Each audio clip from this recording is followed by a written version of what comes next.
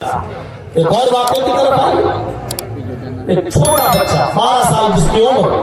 یہودی کا بچہ نبی اکرم صلی اللہ علیہ وسلم کی خدمت کیا کرتا تھا۔ نبی اکرم صلی اللہ علیہ وسلم کا خدمت گزار تھا۔ اللہ کے نبی صلی اللہ علیہ وسلم کے پاس سے اٹھ کر جب وہ اپنے گھر جاتا اور اپنے والدین سے کہتا کہ میرا دل محمد رسول اللہ کی تعلیم کی طرف مائل ہے، لیکن اس کے ماں باپ غصہ ہوتے، آنکھ دکھاتے، وہ بیچارہ اپنے ماں باپ کے ڈر سے اسلام قبول نہیں کر پاتا۔ ایک دن وہ بچہ بیمار ہو گیا اور کافی بیمار ہو گیا، مرض الموت میں مبتلا ہو گیا۔ جب نبی اکرم صلی اللہ علیہ وسلم کو اس بات کی اطلاع ملی، جب نبی اکرم صلی اللہ علیہ وسلم کو اس بات کا پتہ چلا، جب اللہ کے رسول صلی اللہ علیہ وسلم کو اس بات کا علم ہوا کہ وہ یہودی بچہ جو میری خدمت کیا کرتا تھا بیمار ہے، تو آپ اس کی عیادت کے لیے اس کے گھر تشریف لے گئے۔ جب اللہ کے نبی صلی اللہ علیہ وسلم اس کے گھر گئے تو اس کے سرہانے پر اس کے سر کے پاس بیٹھ گئے۔ اس کی حالت یہ تھی کہ روح اب نکلے کہ تب نکلے۔ وہ ٹکٹکی لگا کر محمد رسول اللہ صلی اللہ علیہ وسلم کو دیکھ رہا تھا، آنکھیں پھاڑ کر نبی اکرم کو دیکھ رہا تھا، اپنے باپ کے چہرے کو بھی دیکھتا جاتا تھا۔ اس کے باپ نے کہا، اللہ کے نبی صلی اللہ علیہ وسلم وہاں بیٹھے تو اللہ کے نبی صلی اللہ علیہ وسلم نے اس بچے سے کہا، لا الہ الا اللہ، اے غلام، اے خادم، اے بچے، کہو لا الہ الا اللہ، لا الہ الا اللہ پڑھو، زبان سے کہہ دو لا الہ الا اللہ۔ آپ نے کہا قل یا غلام لا الہ الا اللہ، بچے بول، کہہ دو لا الہ الا اللہ۔ اس بچے نے اپنے باپ کی طرف دیکھا، گویا کہ وہ اپنی استفہامیہ نظروں سے اپنے باپ سے سوال کر رہا ہو اور اجازت مانگ رہا ہو۔ اس کے باپ نے اپنے بیٹے کو دیکھا اور اپنے بیٹے کی تمنا جو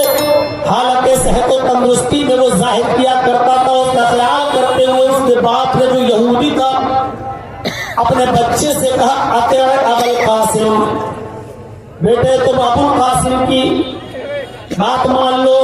ان کی فرما برداری کرو، وہ جو کہہ رہے ہیں اس زبان سے، اپنی زبان سے اس کلمے کو نکال لو، جاؤ، تمہاری بھی مرضی یہی تھی، پہلے تم بھی یہی چاہتے تھے، لیکن میرے غصے کی وجہ سے تم اسلام قبول نہیں کرتے تھے۔ اگر تمہارا دل محمد رسول اللہ کی بات پر ہے، ان کی تعلیم پر ہے، اور تم یہاں آ کر مجھے بتاتے تھے، تو بیٹا پڑھ لو، کہہ دو محمد رسول اللہ القاسم جو کہہ رہے ہیں ان کی اطاعت کرو، فرما برداری کرو، ان کی بات مان لو۔ جیسے ہی باپ کی طرف سے پرمیشن ملی، اس چھوٹے سے بچے نے اپنی زبان سے یہ کلمہ ادا کیا، اشہد ان لا الہ الا اللہ واشہد ان محمدا عبدہ ورسولہ۔ شاید یہی کلمہ پڑھنے کے لیے وہ اب تک زندہ تھا،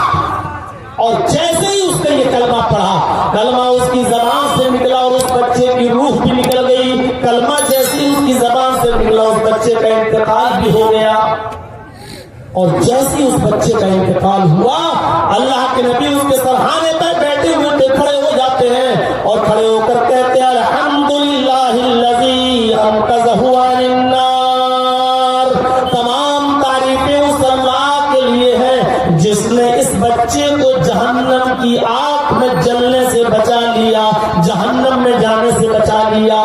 تمام تعریفیں اس اللہ کے لیے جس نے اس بچے کو جہنم کی آگ سے بچا لیا، نجات عطا فرمائی۔ میرے بھائیوں غور کرو، مرض الموت میں مبتلا تھا، کلمہ اگر نہیں پڑھتا تو وہ کہاں جاتا، اور جیسے ہی کلمہ پڑھا، ایک بھی نماز نہیں، ایک بھی روزہ نہیں، کلمہ زبان سے ادا ہوا،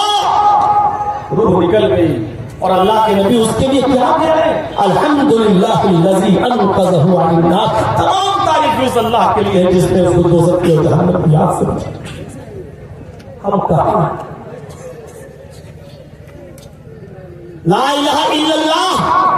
کے تقاضے معلوم کرو کیا ہے، کیا چاہتا ہے یہ کلمہ ہم سے، کس چیز کا مطالبہ کرتا ہے یہ کلمہ ہم سے۔ اس کے برعکس ایک اور منظر دیکھ لو، اور سنا ہوگا